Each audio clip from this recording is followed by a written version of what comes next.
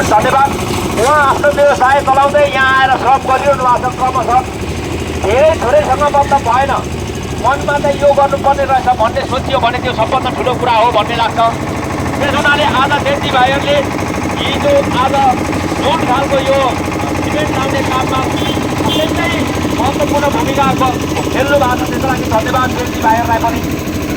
अरू सम्पूर्णलाई मैले भन्न बुझाएँ भने